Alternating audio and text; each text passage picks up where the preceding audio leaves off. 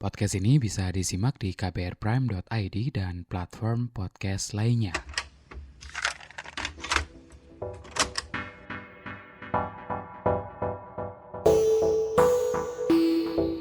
Pekan ini merupakan Lesbian Visibility Week atau Pekan Visibilitas Lesbian. Biasanya memang diperingati mulai dari 25 April sampai 1 Mei mendatang. Peringatan ini dibikin buat meningkatkan kesadaran masyarakat akan keberadaan lesbian dan masalah-masalah yang mereka hadapi. Nah, pekan ini saya ngobrol bareng Tara dan Matel. Saya sempat ketemu dengan mereka di Bali dan ngobrol-ngobrol perkara banyak hal. Dari perkara brand apparel mereka, keluarga, hingga cinta tentunya. Anda mendengarkan Love Buzz bersama saya, Asrul Dwi. Love Buzz, membicarakan perkara yang tidak dibicarakan ketika berbicara perkara cinta. Aktif di Pelangi Nusantara gitu kan kalau nggak salah ya, dan juga punya apparel Pride On. Ya, Boleh betul. cerita dulu nggak soal itu? Jadi Pride On itu kan kita mengusung tema LGBTQ empowerment apparel ya. Sebenarnya sih kenapa kita bisa ngeluarin brand Pride On itu awalnya ya. Dulunya tuh kita kan tinggal di Yeah. Jakarta, itu kita nggak come out ya, we're not being ourselves for a long time gitu. And then kita ketemu, and then we decided to kayak to be ourselves aja Yeah. gitu, to live truthfully. Pride On itu lebih ke kita pengen, karena sekarang kita udah live ourselves truthfully and be ourselves, dan jadinya kita kayak mau sharing and encourage teman-teman yang lain untuk let's do the same in the right time ya, according to their time gitu, kayak be themselves, love themselves, accept themselves gitu. Dan itu kita share dengan message di lebih ke kaos ya, ada hoodie, ada tank top dan segala macam, tapi itu kita desainnya itu lebih ke message kayak gitu. Ya makanya kalau bisa dilihat dari desainnya Pride On tuh kita lebih ke kalimat, tulisan gitu ya, quote-quote kayak seperti itu. Pride On tuh jadi semacam media coming out gitu ya. Iya, Ya, betul. lebih kayak gitu sih, kayak message, kita punya message, terus kita mau taruh message ini gimana ya medianya, di kaos aja gitu, everybody can see it, Ya. dan yang pakai juga jadi lebih Pede. pede kayak gitu sih. Biasanya orang kalau coming out tuh kan subtle aja gitu kan. Ini dengan cara yang jedar gitu kan. Iya. Kenapa milih yang kayak gitu gitu? Karena menurut kita ya kaos itu ya orang banyak, semua orang pasti pakai kaos sehari-hari ya. Terus kedua ya memang media yang paling oke sih menurut kita berdua ya, lewat kaos itu. Dan mungkin nilai lebih dari Pride On sendiri tuh kita untuk desainnya kan bisa customize ya. Jadi which is kalau mereka nggak nyaman dengan apa yang sudah Pride On suguhkan gitu, kita kasih kesempatan sama mereka, lu mau tulisan yang seperti apa sih yang bisa mewakili diri lo gitu kan. Misalnya di kita punya message come out wherever you are, dia bisa remake lagi jadi come out wherever you ready gitu kan, whenever you ready gitu. So basically ya lebih ke kita ngasih ke customer kita juga kebebasan mereka untuk berapresiasi dengan gimana cara lo mau nunjukin jati diri lo gitu loh. You don't have to say gue begini gue begitu sama orang lain, tapi cukup lo aplikasikan dengan Ya, lo dengan pakai memakai kaos itu aja itu, gitu. you don't have to say much about yourself. You just wear that shirt and nggak perlu ngomong-ngomong I'm gay, I'm lesbian, I'm trans gitu. Just wear that shirt gitu. Apa yang kemudian waktu itu bikin Tara dan Matel memutuskan untuk coming out dengan cara yang seperti itu gitu ya? Bikin label sendiri gitu ya, dan juga bikin account social media gitu, langsung kan publicly gitu ya, dengan cara yang gede seperti itu gitu. Mungkin dilihatnya gede ya, tapi menurut kita kayak kita sebenarnya cuman untuk komunitas seperti kami itu kan untuk come out susah ya. Kadang kita nggak perlu come out, come in aja tuh udah susah sekali gitu ya. Untuk menerima kita seperti ini, gue tuh seorang lesbian tuh susah gitu kan. Jadi berdasarkan pengalaman kita gitu ya, gimana caranya supaya teman-teman kita tuh mereka bisa bisa nerima diri mereka sendiri gitu kan. Terus orang juga bisa tahu mereka tuh siapa gitu kan. Lewat apa ya? Gimana caranya penyampaian tuh juga sempat agak bingung ya. Apa mau pakai souvenir atau model-model yang kayak gimana. Cuman nggak ngerti karena kita berdua orangnya kan simple gitu ya. Suka hal-hal yang unik gitu ya. Which is kalau misalnya kaos tuh terutama Mattel sih seneng desain yang aneh tapi menurut aku tuh nyeni gitu ya. Udah coba, dan dia punya bakat untuk masalah desain gitu kan. Jadi coba deh bikin satu, come out dulu aja gitu. Makanya kan mungkin kalau kamu lihat pertama kali kita launching produk tuh ya pasti yang come out itu yang kita sodorin pertama that's kali. That's our main message sih sebenarnya. Come out wherever you are. You don't have to hide. There's nothing wrong with you, dan you're not alone. Gitu loh. Jadi kalau ada teman-teman yang ngelihat misalnya kita pakai kaos itu, they can recognize, oh this is my friend gitu kan ya. Kayak gitu sih. Tapi ya kita nggak memaksakan orang untuk come out ya. Kita cuma pengen sharing, this is the life when you already come out. Waktu yang tepat, kalau menurut Mattel ada nggak sih sebenarnya untuk That's a good question. Yang pasti sih kita harus bisa menerima resiko-resiko, udah memperhitungkan, udah memikirkan resiko apa aja, baik dari keluarga kita, teman-teman kantor dan segala macam. Terus yang pasti kalau menurut kita berdua, dan kita juga udah ngelihat teman-teman yang lain yang udah come out, itu biasanya mereka sudah mapan ya. Udah mapan. Jadi tidak bergantung dengan keluarga, tidak menggantungkan hidup mereka ke siapapun. Jadi mereka bisa ngedesain hidup mereka sendiri, dan orang-orang lebih respect, entah itu keluarga, entah itu teman-teman kantor, if you already mapan. Kalau Tara waktu itu prosesnya kayak gimana? Experience-nya untuk gitu. coming out? Aku memang mungkin bisa dibilang aku tidak pure lesbian ya, bisexual, karena kalau melihat dari latar belakang kan aku sudah pernah menikah juga ya, aku sudah mempunyai anak tuh. Tapi pertama kali memang aku menjalani hubungan dengan perempuan tuh untuk waktu yang cukup First lama, time. 5 tahun gitu ya. Tapi at that time memang kita nggak punya edukasi tentang ini ada apa sih sama gue gitu kan. Ini tuh apa sih gitu. Ya oke lah gue suka sama perempuan gitu. Oke gue nih lesbian. Tapi apa iya gitu kan. Terus tiba-tiba menikah. Oh enggak, ternyata gue bisa kok suka sama cowok gitu. Tapi kok kayak pengalaman yang aku jalanin itu bukan aku gitu loh. Gue nggak ngerasa jadi diri sendiri pada saat itu ya. Jadi mengikuti kehidupan heteronormatif seperti itu ya. Jadi ya selama menjalankan kehidupan yang udah di masa lalu itu, akhirnya kepikiran kayaknya gue tuh lebih bisa jadi diri gue sendiri kalau ya gitu. Dan akhirnya ketemulah Mattel, which is memang kita tuh sebenarnya teman lama gitu kan. Nah, sahabatnya mantannya dia. First time kan dia sama perempuan. Ya, ini best friend. Nah ini best friendnya gitu. Makan temen. Saat itu makan temen.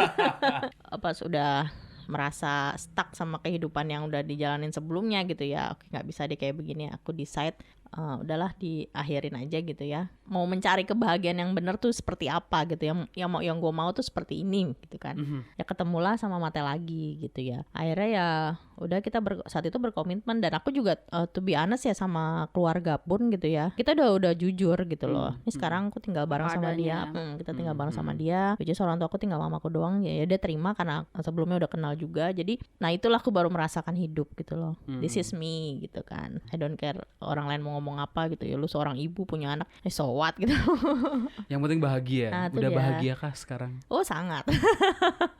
Ya jadi even aku ya ngelihat perjalanannya dia menuju kebahagiaan itu benar-benar is a bumpy road. Even aku sebagai partnernya sekarang looking back to her journey to find happiness, her own happiness tuh menurutku luar biasa banget sih. Kayak she tried like several times untuk maybe I should get married, maybe I should have kids. Aku tuh be nikah, happy. aku nikah 2 kali ya, 2 kali. Which is oke, gue nggak berhasil sama yang ini. Mungkin gue salah orang, gitu ya. Mungkin gue salah orang nih, gitu kan. Oke, gue coba lagi deh, gitu kan. Tapi ya nggak bisa juga, gitu, nggak bisa juga.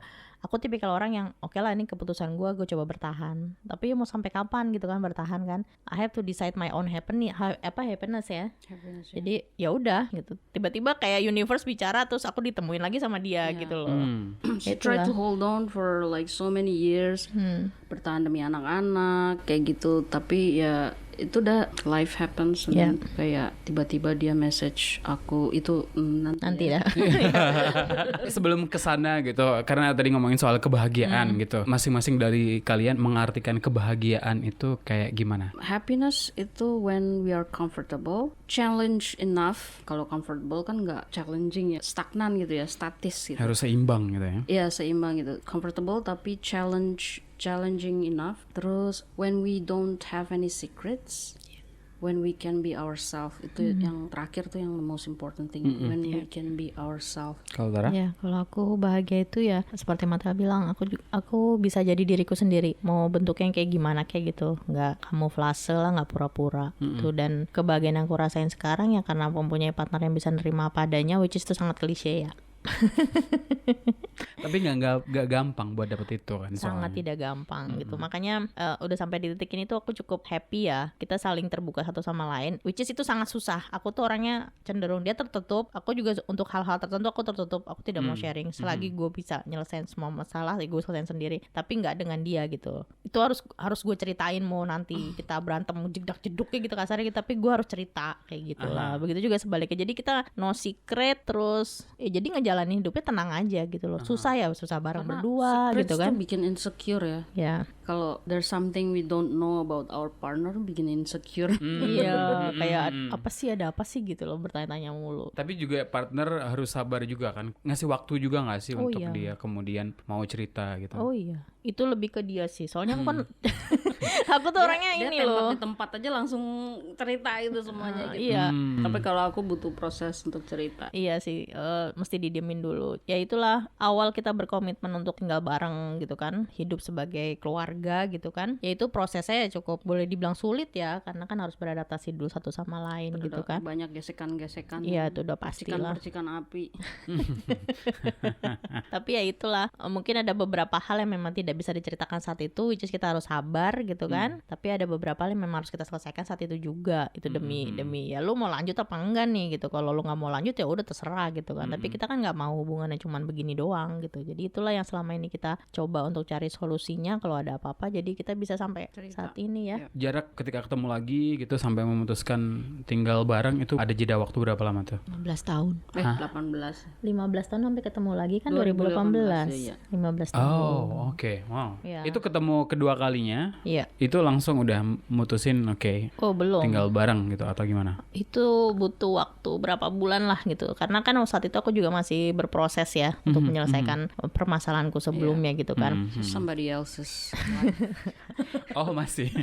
Dia nggak mau lah mengkambing hitamkan orang lain gitu ya gara-gara dia gitu, enggak gitu kan. Jadi aku harus menyelesaikan dulu beberapa hal. Matel ini juga kita kan selama terpisah 15 tahun punya cerita sendiri-sendiri dong. Aku dengan ceritaku, dia dengan cerita dia, which is cerita dia menurut aku lebih parah sih ya, lebih parah. Mungkin kalau dia bilang aku vampiro, dia mungkin juga vampiro dengan dia Payung aku kayaknya. dengan dia punya dengan pengalamannya dia gitu. Jadi saat itu untuk menerima orang lain masuk ke dalam kehidupannya dia tuh sangat susah. Which is walaupun kita udah kenal lama gitu ya. Oh nih dia yang pernah dulu jadi pacar sahabat gue bla bla bla. Itu tetap bukan alasan untuk bisa langsung masuk Klik, gitu.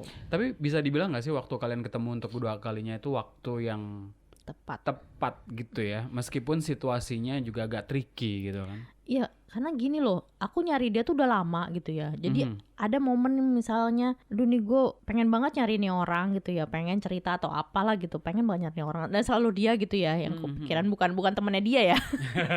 Yang notabene-nya mantan. Iya, ya orang mah di mana mantan gitu ya. Itu nggak ada akses buat nyari dia. Facebook, Instagram saat itu belum ada ya. Facebook ya waktu itu ya. Itu nggak ada sama sekali. Nggak bisa lah ngelacak dia tuh di mana sekarang tuh, kasarnya kesibukannya apa, masih apa, itu nggak bisa. Jadi 15 tahun kemudian, which is tanggal 16 Maret 2018 itu tiba-tiba aku messenger dan itu masuk gitu loh, dapat nama dia gitu kan. Wah bisa nih gue messenger aja. Udah ada tuh dari situ gitu kita mulai komunikasi lagi ya, tapi as a friend ya waktu itu masih ya kita masih dia adaptasi ujuk-ujuk lah. nanya how's your love life. Nggak tahu Langsung lagi curiga gitu kan? lagi babak belur kan. Taunya lagi ada broken hearted Ya. gitu. gitu. Jadi kita berdua tuh ketemu pas kita keadaannya lagi Ya nggak baik-baik aja ya. Menyembuhkan luka bareng-bareng gitu nggak sih? Udah. Iya itu ya. Jadi in order for me to get out of this muddy situation, itu I need her, dan dia juga kayak gitu. Jadi kayak we're our each other savior. Ya betul. Ngangkat bareng-bareng gitu, ngangkat diri bareng-bareng gitu ya. Berarti udah berapa lama kalian kalau tinggal bareng? 4 tahun sih. 4 tahun. 2018 bulan Maret kita ketemuan, terus decide untuk benar-benar tinggal bareng tuh kan September Oktober tuh kita tinggal bareng se-family. Dinamikanya kayak gimana? Rumah tangga, gitu, berumah tangga.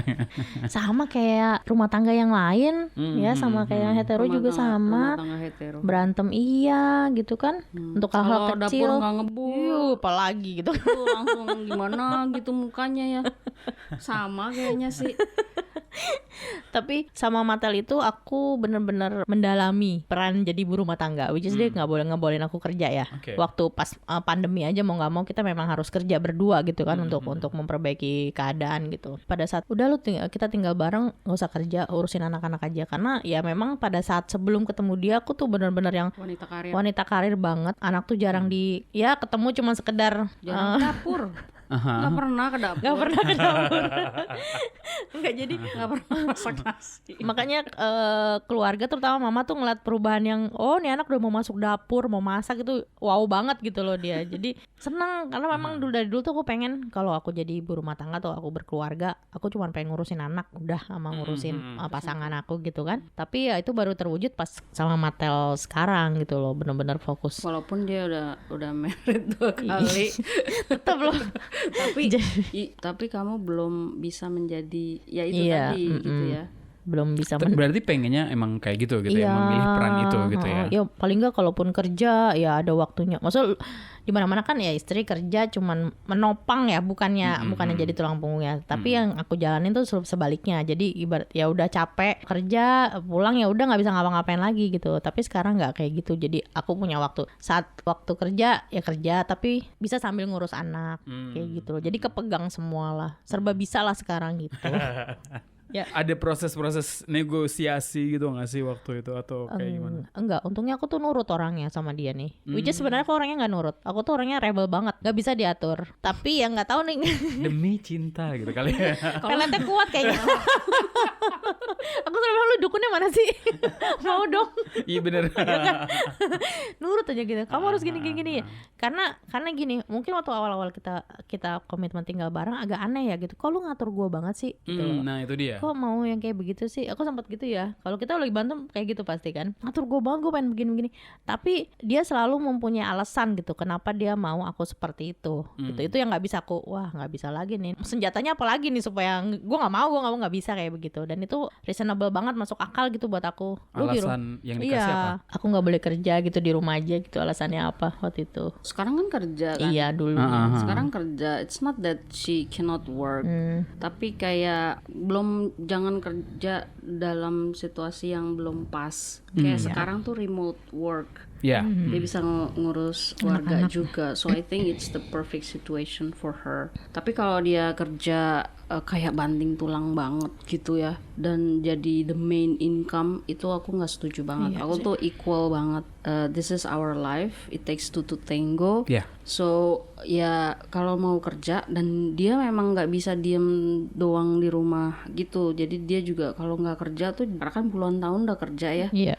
Terus tiba-tiba nggak kerja tuh jadi agak-agak yang ngaruh ke psikis juga ya, nggak percaya diri gitu kan. Jangan-jangan ntar dia kerja di luar macem-macem lagi, mentang-mentang gue di rumah pakai daster doang kayak gitu ya. Aku juga gitu, kalau dia kerja di luar juga aku jadi insecure kayak gitu. Jadi solusinya apa nih supaya kita berdua nggak insecure? Ya udah, lu kerja depan mata gue dah.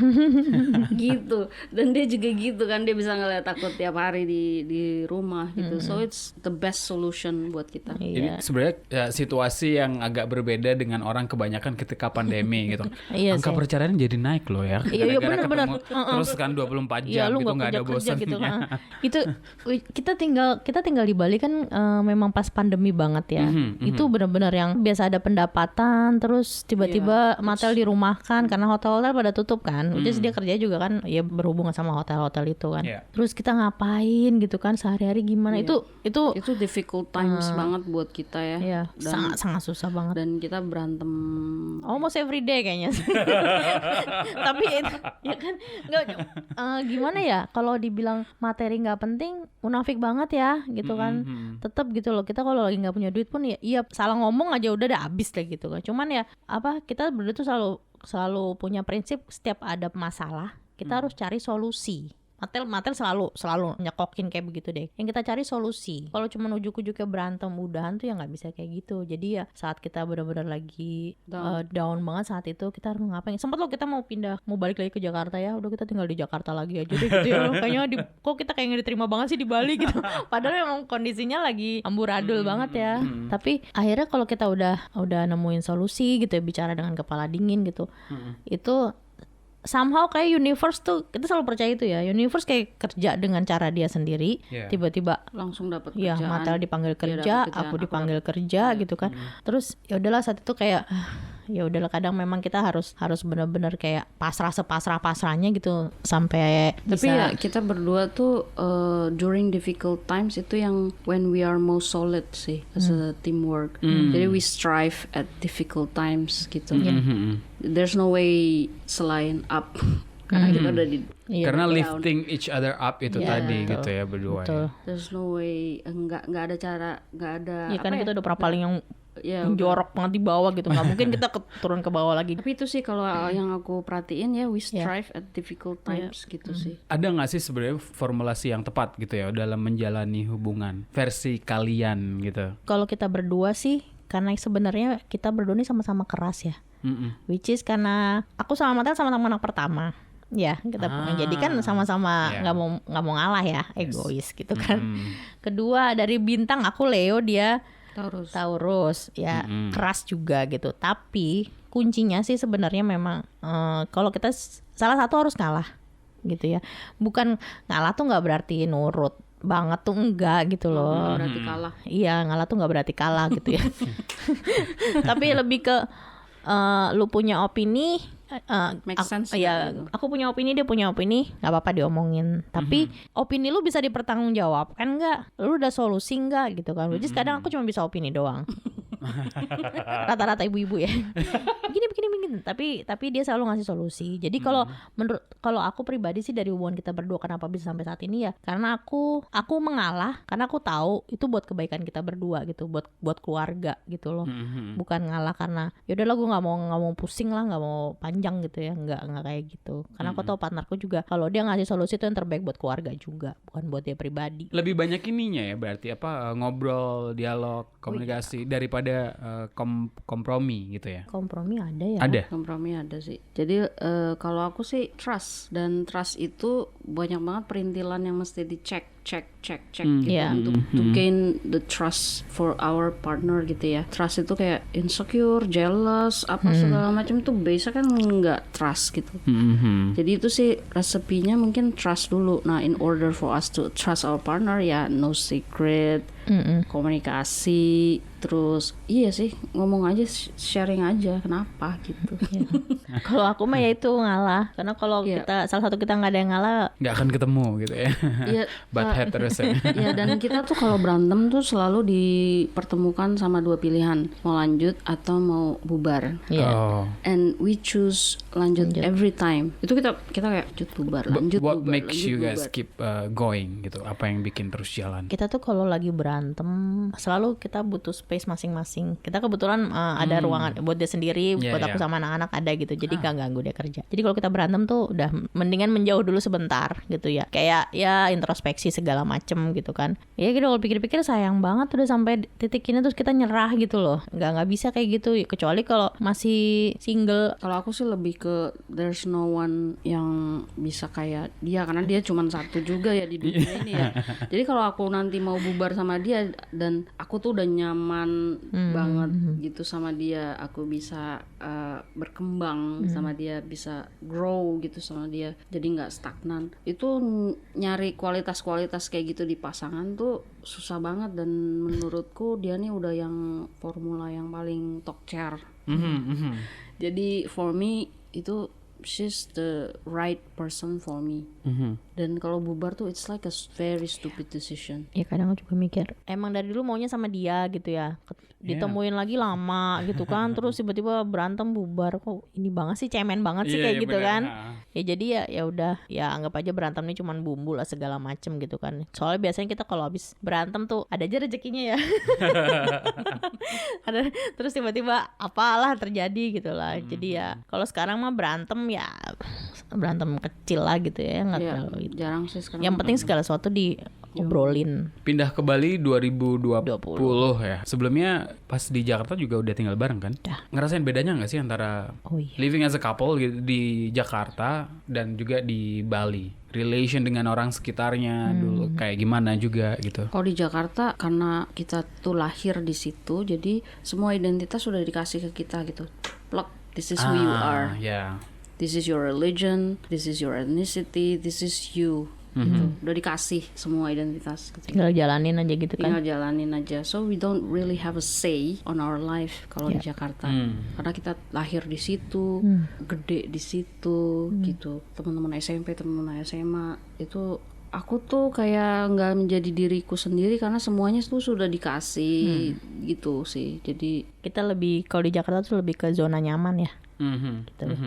Nah, saat kita mau memutuskan untuk ke Bali itu kita mau keluar dari zona nyaman, gitu kan. Kayak benar-benar ngedesain. Iya, kita mulai dari nol, gitu. Kita desain pakai warna apa ya? Ungu atau pink? Kalau di Jakarta tuh masih ada bayang-bayang keluarga gitu ya. Kita susah masih bisa lari ke sini ke situ. Tapi kalau di Bali benar-benar yang struggle, udah kita sebagai keluarga aja udah gitu loh. Susah banget dia. Bahkan mungkin pun ketika kita udah dewasa gitu ya untuk lepas dari bayangan keluarga di di Indonesia itu emang culture-nya kayak gitu gitu kan ya. Betul. Harus hijrah dulu gitu kan. Kalau kita berdua sih Matel tuh selalu bilang lu harus berani keluar dari zona nyaman gitu. Karena aku tipikal kalau udah nyaman sama misalnya makanan lah ya, udah suka yang satu itu aja gitu, nggak mau coba yang lain, nggak percaya gitu kayak gitu loh. Nah itulah makanya kita udah coba yuk decide, waktu itu optionnya nggak cuma Bali ya, mau ke Bandung gitu kan, Jogja gitu. Tapi aku bilang karena kebetulan adik juga ada yang di sini gitu kan, adik dari Matel, ya udah kita ke Bali deh gitu. Dapat kerjaan juga, ya udah kita memutuskan ke Bali mulai dari nol lagi. Which is semua ya keluarga untungnya dukung ya. Kita mau mandiri ya udah seperti itu. Terus bedanya gitu ketika sampai di Bali, penerimaan mungkin. Bedanya jomplang banget. Di sini tuh banyak sekali komunitas. Kayak you can there's an app for that, there's a community for that. Ya, ada mental health, ada transgender, ada yang belum sih lesbian ya. Oh, oke. Ya, belum ada gitu in Indonesia.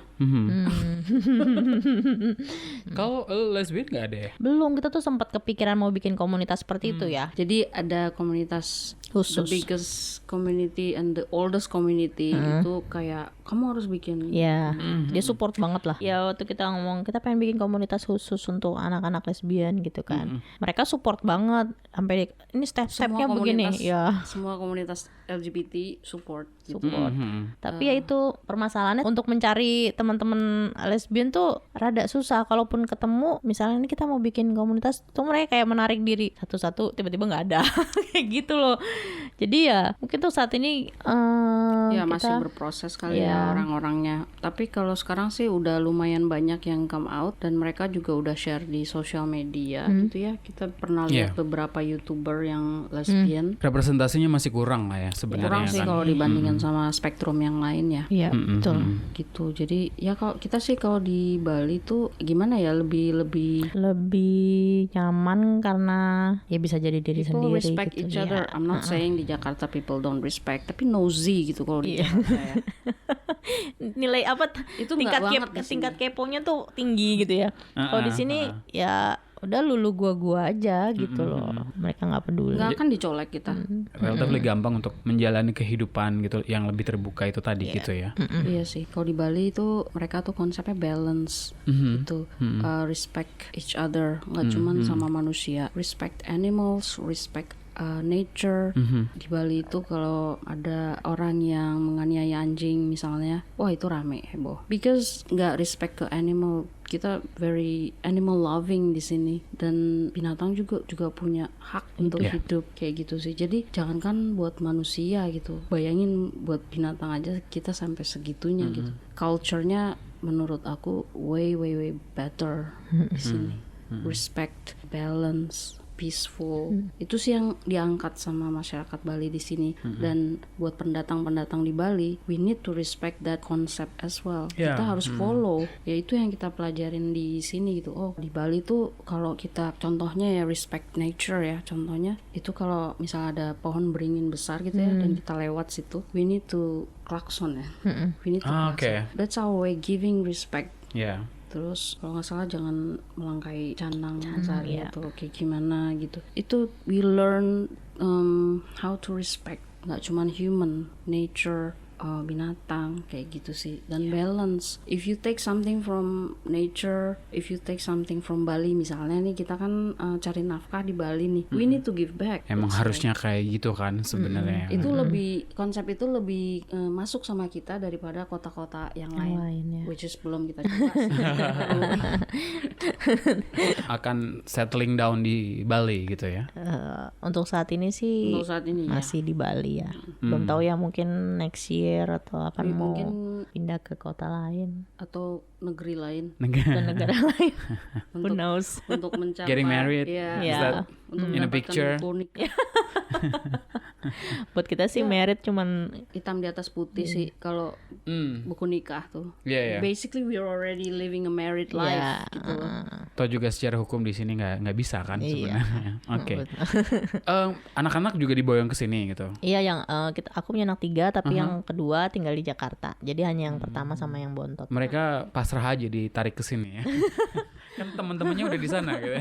Kalau yang besar sih ditanya dulu sih waktu kita itu ditanya dulu. Yang tengah he choose to live with his dad di Jakarta. Yang besar he choose to live with her gitu. Jadi diboyong. Yang kecil nggak bisa kita tanya kan belum bisa jawab. Dia ikut kita dari umur berapa? Masih kecil, masih berapa bulan lah, 7 bulan 6 bulan gitu. Kalau yang kecil. Nah, soal keluarga gitu ya. Kalau di Indonesia, bahkan kalau anak-anak sekolah di SD gitu kan, gambarannya kan ini Bapak Budi, itu Ibu Budi gitu kan. Deh angkatan kamu kalau kamu ngomongnya ini enggak ya? Ini Karena Bapak sekarang Budi, nggak ada ini gitu. Bapak Budi. Ketahuan angkatannya loh. Iya, makanya itu kan Ibu Budi menggoreng di dapur gitu kan. Kayaknya kalau generasi sekarang nggak tahu Bapak Budi dan Ibu Budi tahu. Ya udah, bagian ini ntar diedit out deh biar gak ketahuan.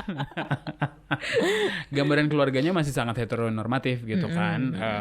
Kebanyakan seperti itu. Nah, kemudian ngasih edukasi ke anak gitu kayak gimana?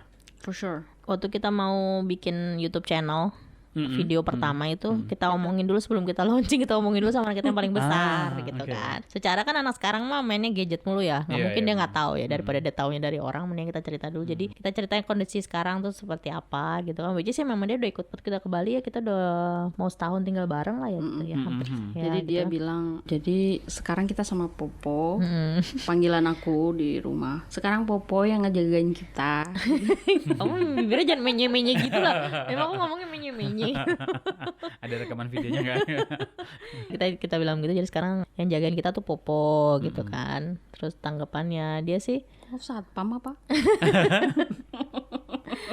ya yang pertama sih menerima Matel, menerima keluarga dia yang sekarang seperti ini gitu kan ya. Memang untuk ngasih pengertian secara detail banget mah belum ya. Ya dia cuma bilang kalau misalnya nanti kamu ketemu sama temen gimana? Ya, kalau kamu ketemu temen cowok yang rada-rada melambai itu nggak boleh diledekin gitu. Kita lebih ke karena Popo sama Bunda seperti itu.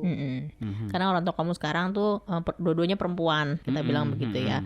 Jadi kalau kamu punya temen yang ibaratnya kayak tadi cowok melambai atau cewek rambutnya tomboy gitu, jangan dikata-katain seperti itu, nggak boleh seperti itu. Karena kalau kamu ngata-ngatain, kamu ingat orang tuamu nih dua-duanya perempuan gitu, nanti ada efeknya juga sama bunda sama popo. Tapi nyiapin ini juga nggak sih ke mereka untuk ngadapin pertanyaan gitu dari temen, kalau punya nyokap dua sih gitu? Belum, karena teman-temannya belum ada yang kayak gitu. Jadi dia tuh masih di fase belum berpikiran kritis ya, belum punya opini. Dia tuh masih di fase itu, masih ya apa yang di iniin sama bunda sama poponya ya itulah, that's the law gitu. Jadi of course kita akan nyiapin itu. Betul, masih SD sih dia, kan SD kelas 6 baru mau SMP. Mungkin nanti kalau SMP dia udah mulai udah puber kan sebenarnya. Iya sih sebenarnya, mungkin sebenarnya udah tahu, tapi kalau kita lihat sih dari selama hidup bareng dia nggak ada masalah sih. Cuman yang memang namanya anak ABG ya gitu ya. Dan dia tuh generasi Z ya. Itu tuh udah aku sempat baca dan lihat di mana-mana, generasi Z itu the most queer generation. They don't really nggak terlalu peduli gitu ya. Nggak ada hitam dan putih. Kalau mereka tuh dilihat dari komik-komik yang mereka baca, manga-manga yang mereka tonton, itu genderless, queer banget gitu, non-binary. Dan dia adalah salah satu generation Z gitu. Jadi he really nggak peduli sih sebenarnya. Yang penting bunda poponya bahagia udah, dan kebutuhan udah tercukupi gitu kan. Kalau anak-anak sekarang Just gitu game. Asal internetnya lancar jaya gitu kan ya. Tadi kan sempat bilang juga soal representasi kurang. Sebenarnya kemarin sempat baca ada kayak semacam surat pembaca gitu di salah satu website feminis gitu. Jadi dia nanya, ada nggak sih lesbian couple yang bertahan sampai lama? Pertanyaannya kayak gitu gitu. Kita salah satunya. Nah itu karena dia khawatir gitu, karena kok kayaknya nggak pernah lihat itu gitu. Gitu. Bahkan juga di budaya pop aja lah ya, di film di Indonesia, sejauh yang aku inget dulu ada Detik Terakhir, tapi kan itu juga penggambarannya nggak terlalu oke. Sama itu yang Cyanida. Iya, tapi itu kan agak bombastis gitu kan, agak ya Masuk-masukin. Iya, makanya itu gitu. Kalau kalian sendiri punya model itu nggak sih, relationship model yang dilihat, atau ya sembari berproses aja menemukan itu tadi yang disampaikan di awal? Kita justru relationship modelnya tuh akhir-akhir ini ya lebih ke Khalid yang itu tuh. Ya adalah itu kayak selebgram gitu ya. Hetero couple dari dia tinggal di Dubai, tapi besarnya di Amerika kalau nggak salah. besarnya di Amerika gitu. Hetero couple dan they're very funny, very feminis banget. Suaminya loh Suaminya feminis. feminis banget, karena di negara-negara East itu kan perempuan tuh agak-agak di kastanya di bawah gitu ya. Nah itu salah satu message yang mereka usung lewat komedi. Khalid siapa sih namanya di Instagram? Dameri atau siapa gitu lupa. Gitu tuh lucu banget couple-nya, justru hetero. Tapi ya itu untuk relationship role model itu sih mereka very funny, terus equal. Berarti nggak terlalu penting ngelihat either itu hetero couple atau homosexual couple gitu. Gimana dinamika dalam hubungannya aja gitu ya. Iya. Soalnya kamu nanyanya itu relationship role. Kalau LGBT relationship role. Kadang soalnya kan gitu kan, maksudnya karena ngomongin representasi kemudian orang jadi ngelihatnya satu arah itu aja gitu kan.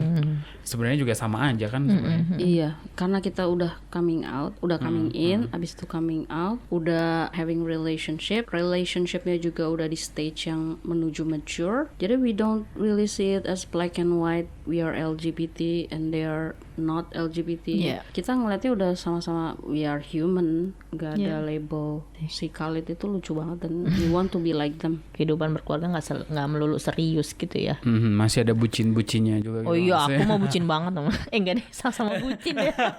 Sama-sama bucin. Dulu aku kita. bucin ya, setiap pagi jam 6 pagi dulu ya. Waktu yang ngasih tikung-tikungan itu. Iya. Itu aku ke tempatnya dia jam 6 pagi. Anterin kerja gitu ya. Sebelum kerja dia harus dibangunin dulu. Nah, banguninnya itu juga berproses. Artinya butuh waktu lama buat bangun gitu kan. Kalau ngadepin yang kayak gitu gimana kalian berdua? Yang bucin-bucin itu tadi gitu. Atau nyaman-nyaman aja? I really enjoy it. Soalnya kita bucinnya ini good way ya, bukan yang bucin yang dibego-begoin itu enggak. Pasangan yang bucin tapi nggak merendahkan diri sendiri. Dia tuh bucin banget tapi nggak merendahkan diri sendiri. Aku justru malah makin sayang, terus makin respect juga gitu sama dia. Ini lagi-lagi mungkin perkara stigma dan stereotyping gitu ya, soal posesif gitu. Oh iya. Pasangan same sex couple dianggapnya sangat posesif gitu. Ada cerita tadi yang kopi sianida gitu-gitu kan. Kalau kalian ngejawabnya dengan gambaran yang seperti itu yang ditampilin di media itu kayak gimana? Posesif dan toxic ya, banyakan sih gitu yang same sex ya. Ya apa namanya, kita pernah ada di fase itu. Aku sama Mateo pernah waktu awal jalin hubungan toxic iya gitu kan. 6 months ya. Iya, posesif banget gitu karena apa sih kalau aku Insecure. Iya, itu parah banget. Tapi ya kalau Kayak kita pasangannya udah paling cakep sedunia gitu, ada yang mau ngambil gitu. ya karena saat itu kan aku berpikirnya namanya same sex ya. Orang tuh banyak yang pengen tahu gitu loh. Ini dari kacamata aku ya maksudnya. Jadi kalau dia berteman sama perempuan, ya jangan-jangan dia pengen tahu gimana sih rasanya pacaran sama perempuan kayak gitu tuh, gimana gitu, udah negatif aja gitu kan. Jadinya kan dianya juga jadi nggak nyaman ngapain, pokoknya jadi ya itu tadi dibilang toksik banget dan aku posesif banget gitu kan. Cuman untuk hubungan toksik itu kan jalan keluarnya cuma dua ya, lu mau kompromi atau lu mau bubar. Ya kita maunya kompromi gitu loh. Ini gimana supaya hubungannya nggak begini lagi gitu kan. Karena memang to be honest memang benar sih hubungan same sex tuh pasti melekat banget sama namanya toxic. Pasti itu pasti. Kenapa? Kalau aku berpikir, ini my opinion ya, karena same sex ya, terutama lesbian dan kita tuh sama-sama perempuan, basically mekanismenya tuh lebih perasaan dulu daripada logic gitu ya, most of them ya, nggak semuanya gitu. Jadi kayak double gitu loh. Iya. Kayak misalnya kita ngerasa insecure, ya double karena ini dua perempuan, gitu. Jadinya toxic. Yang satu pengen dimengerti, yang satu egois, double gitu sih. Jadi toxic, nggak ada yang, kalau I don't know ya, kalau kita pakai logika dulu jadinya balance gitu sih. Kalau aku sih memang kebanyakan pakai perasaan ya. Ya untungnya Matel banyakan pakai logika. Jadi itu mungkin ya dari toksiknya kita itu sering kompromi, jadi bisa berhasil sampai sekarang kayak gitu. Jadi sebenarnya selain pakai hati, pakai logika lah. Tadi kan beberapa kali nyebut soal insecurity gitu. Biasanya muncul dari trauma dan sebagainya gitu. Banyak hal yang direpresi juga kan karena nggak bisa coming out dan sebagainya. Itu campur aduk jadi satu gitu nggak sih? Dan juga muncul banget. gitu ya. Bener banget. Jadi aku baca most LGBTQ people tuh mereka punya mental health homework karena they're not being themselves, repressed emotion, itu udah bawaan dulu tuh. Belum lagi ya itu tadi ada percikan-percikan atau pemicu insecuritiesnya makin blow up, jadinya kayak bentrokan kayak gitu. Jealous ini double levelnya gitu ya, karena sama-sama perempuan gitu sih. Waktu itu nyadar itu jadi problem gitu, identifikasinya kayak gimana? Lebih ke dua-duanya sama-sama ini ya, keras tadi kayak Tara bilang. Dan aku itu kayak kamu bilang tuh banyak ininya ya, sampah-sampah dari trauma masa lalu, repressed emotion kayak gitu-gitu. Jadi ketoel dikit tentang apa gitu, jadi panjang. Jadi ini, jadi gede, jadi berantem gede kayak gitu. Padahal sih kalau dilihat dari isu pada saat itu sih kayak simple sepele banget gitu, tapi karena kayak trauma, insecurities kayak gitu, jadinya yang nggak bisa berpikir jernih. Tingkat kedewasaan dalam menjalani hubungan itu juga mempengaruhi nggak sih untuk getting out dari hubungan yang toxic itu? Iya sih, karena kalau aku karena aku udah ngelewatin so many broken hearts dan healing the pain by myself,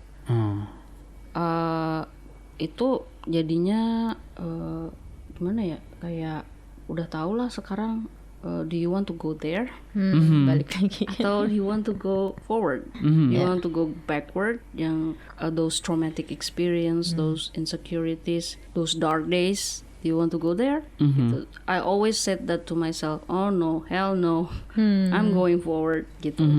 Itu sih yang ngebantu kita berdua. Dia juga gitu, dia udah decide make a decision gitu. Oke, sama Mattel. Terus ya she asked herself, okay, do I want to go back being married and gagal lagi gitu ya. or enggak kayak gitu sih. Yeah. We always post. Selalu lihat dulunya tuh hidup kita kayak gimana gitu sebelum sampai di titik yang sekarang. Yeah, we always choose no. Kalau ibarat kita nyetir tuh ngelihat spion bentar aja Iya, gitu kan ya. benar. Terus move forward Supaya gitu ingat ya. lagi, dulu tuh kita pernah kayak begitu, jangan terulang lagi yang sekarang kayak gitu. Tapi mungkin yang menarik kebanyakan orang mungkin kalau memulai hubungan gitu, biasanya kalau salah satu ada yang belum kelar perkara trauma, nunggu dulu gitu, kelarin itu dulu deh baru kita jalan gitu. Justru kalau kalian nggak kayak gitu ya? Enggak, kita kalau masalah trauma ya awal-awal kita komitmen juga Mattel masih dengan traumanya itu ya. Iya, sampai beberapa bulan yang lalu, mungkin sampai sekarang ya. Masih suka Working on it ya. We're Yeah. still working on it. Dan aku selalu bilang sama dia, I need your help. Ya. ya gitu. Dan kadang jujur juga aku sebagai partner juga suka, ngapain lagi nih supaya bisa bantu dia untuk ngeluarin dia dari trauma-trauma itu. Kalau lagi ibaratnya bukannya kumat ya, kayak misalnya ada misalnya ada satu, kita lagi ngobrolin apa tiba-tiba kesentil, jadi inget yang dulu-dulu Trigger lagi. tuh bisa gitu loh. kan. Itu yang amazing banget, yang menurut aku nggak Ya. masuk di akal gitu ya. Tapi psychology science itu says like that. Jadi ya PR aku ya selama lu jadi partner dia gitu kan, ya udah komitmen gitu, ya itu PR lu harus cari tahu kayak gimana gitu kan. Ya gagal-gagal lagi mah udah pasti itu, nggak semulus orang bayangin lah. Tapi ya pasti ada jalan keluar seperti itu sih. Dia sih ngebantu banget ya. Tapi in order for her to help me, I also need to tell her how to help Iya me. benar. Kayak gitu. Jadi itu yang awalnya nggak dikasih tahu. Awalnya lu kok nggak ngerti gue sih gitu. Awalnya kayak gitu. Tapi kemudian aku sadar gimana dia bisa bantu lo ya, lu nggak kasih tahu caranya gitu That's ya. a good point actually. Yeah. Ya. Yeah. Banyak orang yang nggak mungkin tahu itu juga. Iya, that's why I start to tell her how to help me gitu. Karena yang tahu diri kita sendiri itu ya kita sendiri gitu. Yang tahu diri kita itu traumanya tuh begini. Terus Cara handle-nya gimana gitu ya. ya walaupun aku juga masih belajar gitu ya dengan cari tahu informasi di luar. Dia itu juga nggak percaya yang namanya mental health. Oke. To be honest.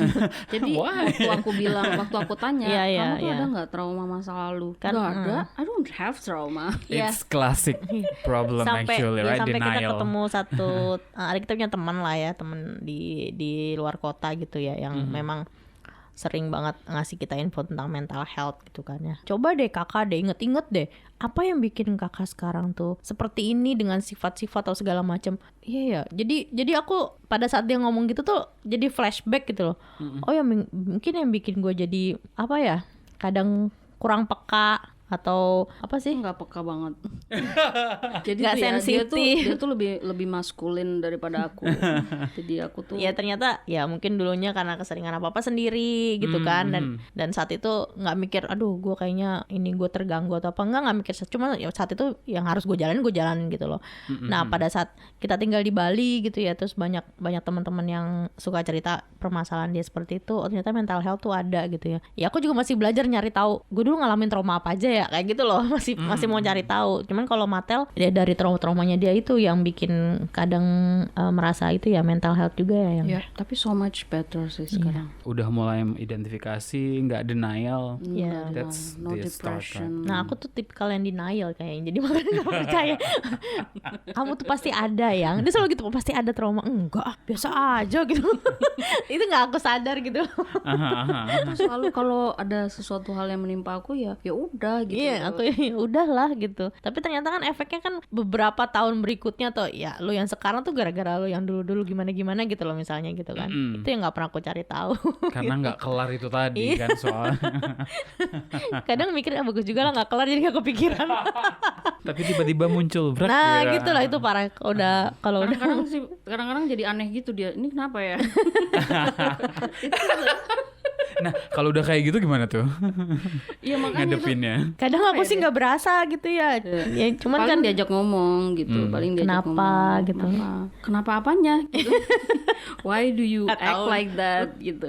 Oh emang kenapa? Ya aku terangin kayak gitu. Terus oh itu ini ya agak-agak isu ya. Iya itu isu. Nggak, ya biasa apa-apa sendiri gitu kan. Semua orang kan punya prosesnya masing-masing sebenarnya kan ya. Jadi bukan nggak percaya mental health, cuman denial aja gitu. Aku ada mental health tapi denial aja. Selama itu nggak kelihatan berarti nggak dipercaya gitu kan. Pertanyaan terakhir nih, ini jawabannya masing-masing ya, nggak boleh barengan. Cinta menurut kalian apa? Cinta itu tulus ya. Kita mau memberikan segalanya buat orang yang kita cintai, tapi orang itu bisa membawa kita ke arah yang lebih baik. Karena aku tipikal orang yang kadang spontan ya. Gue nggak tahu nih tujuan gue nanti mau kemana gitu. Tapi kalau kita cinta dan kita cinta dengan orang yang tepat, dia akan bisa membawa kita hidup kita ini harus ada goal. Kita bisa sampai ke goal itu. Dan prosesnya ini. Seperti itu sih kalau menurut aku cinta ya. Kalau Matel? Cinta itu nyaman. If tummy happy, if my tummy is happy, my heart is happy. Terus apalagi cinta itu trust. Yakin? Tadi bisa diulang nggak ya? Kalau kamu punya saran, komentar, atau ingin berbagi cerita, boleh banget. Email ke podcast@kbrprime.id dan tulis Love Buzz untuk subjek emailnya. Sebelum bersama, ada jeda di antara mereka, jarak dan waktu belasan tahun. But it meant to be, seperti yang mereka, Tara dan Matel bilang dalam obrolan tadi. Kalau saya boleh minjem judul lagunya Radiohead, Everything in its Right Place. Rasa-rasanya itu pas banget buat ngegambarin kebersamaan mereka. Semesta berbicara, akhirnya mereka bersama. Love Buzz, membicarakan perkara yang tidak dibicarakan ketika berbicara perkara cinta. Kunjungi kbrprime.id untuk menyimak beragam podcast lainnya dari KBR.